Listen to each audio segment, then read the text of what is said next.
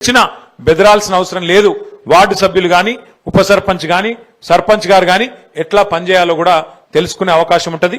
ఆ కార్యక్రమం కూడా తొందరలోనే ఏర్పాటు చేసుకుందాం. సంక్రాంతి తర్వాతనో ఆ తర్వాతనో ఏర్పాటు చేసుకుందామని చెప్పి కూడా నేను మీకు తెలియజేస్తా ఉన్నా. ఇది నేను ఎంపీటీసీ జెడ్పీటీసీ ఎలక్షన్ తర్వాత అని ఎందుకంటున్నా అంటే దాని వెనుక కూడా ఒక చిన్న మర్మం ఉంది. ఇప్పుడు ఏమైతుందంటే నేను గతంలో పంచాయతీరాజ్ మంత్రిగా కూడా పనిచేసిన. ఏమైతుందంటే గ్రామ పంచాయతీలేమో సిరిసిల్లలో 117 ఉన్నాయి, ఎంపీటీసీలేమో 57 ఉన్నాయి. ఇప్పుడు ఎంపీటీసీ గారు ఏమనుకుంటారో తెలుసా, రేపు గెలిచినాక సర్పంచ్ ఏమో ఒక ఊళ్ళో గెలిచిండు, నేనేమో 3 ఊళ్ళో మధ్యలో గెలిచిన, మరి నేను పెద్దోని కదా, నాకు గ్రామ పంచాయతీలో కుర్చీ లేకపోతే ఎట్లా, మరి నాకు పెద్దరికం ఉండాలి కదా అని ఎంపీటీసీ గారు అనుకుంటారు. కానీ నిజానికి చెప్పాలంటే మన రాజ్యాంగం కానీ మన పంచాయతీరాజ్ చట్టం కానీ చాలా స్పష్టంగా ఉన్నది.